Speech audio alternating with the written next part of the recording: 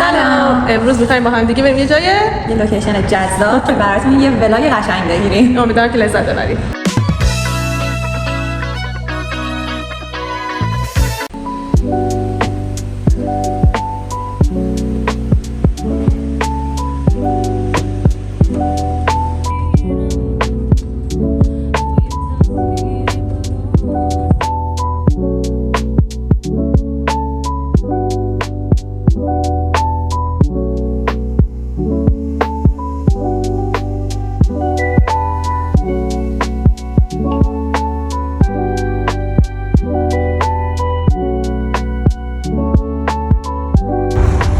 خب بچه‌ها همونطور که بهتون گفته بودیم کجاییم الان اومدیم کتابخونه شیخ محمد. آره شیخ محمد بهتون نشون میدیم. عالیه، خیلی هم جذابه. اون داخلش میگن یه سری کتاب ببخشید چی میگن موزه و اینجور چیزا هستش. بریم چه خبره.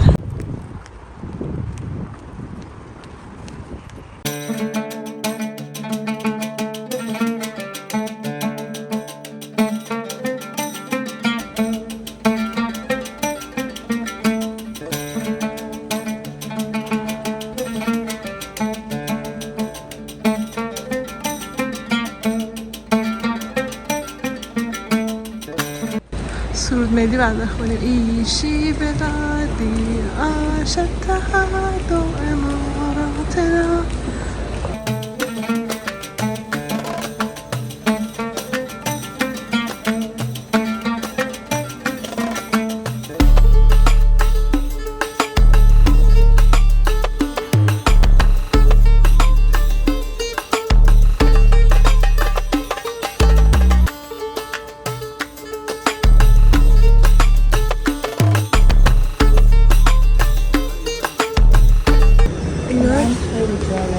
کسی توش نباشه. خیلی جای جذابیه واقعا. جون میدونه برای یک مطالعه دیگه. اومدیم مطالعه.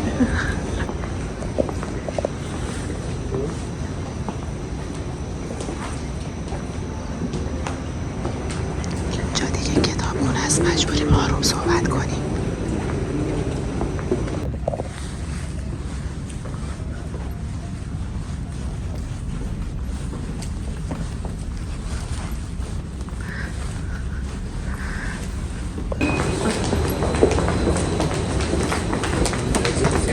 Thank you so much.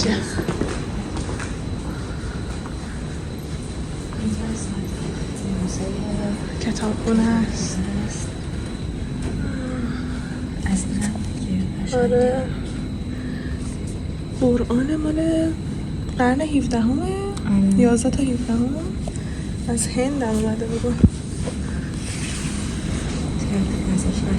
خیلی خوشگله. چیزی که پرسیدم میگن که یه دمای متعادلی داره اینجا، یعنی بعد به خاطر اینکه اینا توش نگهداری می‌کنن همه قرن خاصیه، سر همین نگهداریش هم خاصه. این از ایران اومده، قشنگ مشخصه نه؟ این نگاره های آفرین. ما در آبی درباره انگار تو خونمونه. هنر نزد ایرانیان است و بس، یعنی واقعا زیبایی.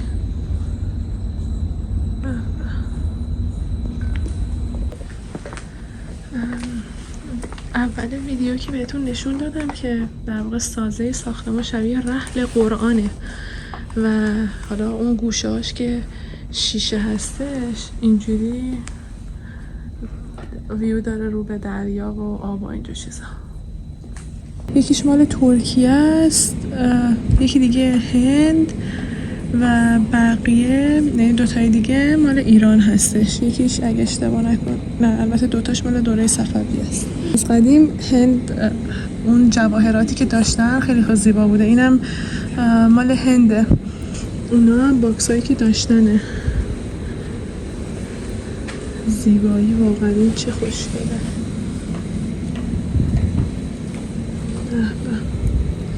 اون پایینی هم مال کشمیره، پایینی مال ترکیه است. بسیار زیبا. اینا هم فکر کنم همون جای دوات و اینجور چیزایی که داشتنه. خیلی هم زیباست واقعا، شگفت انگیزه، خیلی عالی گردآوری شده و دارن ازش استفاده میکنن، در واقع نگهداری میکنن، استفاده که نه. کار ترکیه است.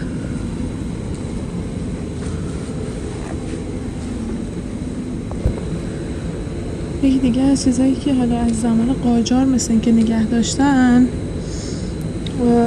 این چیزی که داری میبینی سایه اندازم.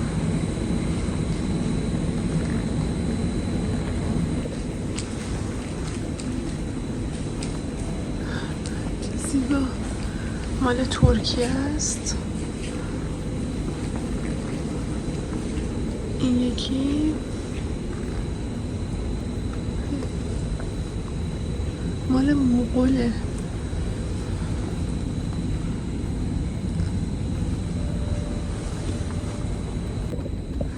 اینجا دیگه این قسمتش همه رسم الخط و انگلیسی دیگه، همه چیز هست. البته ننوشته سکشن چیه، ولی کتابا به زبان انگلیسی و عربی هست.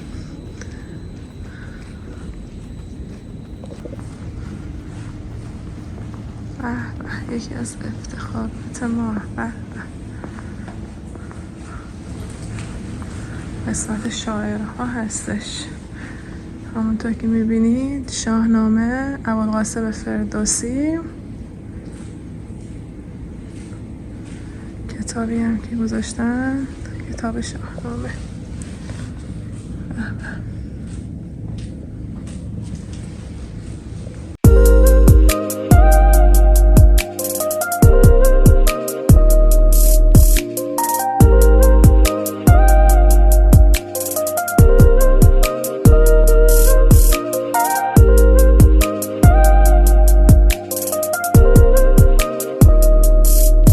از ولاگ امروزمون از کتابخونه شیخ محمد سعید بهتون نشون دادیم. امیدوارم که لذت برده باشین. سعی کردیم همه جاشو بهتون نشون بدیم. ویدیو بعد. خدا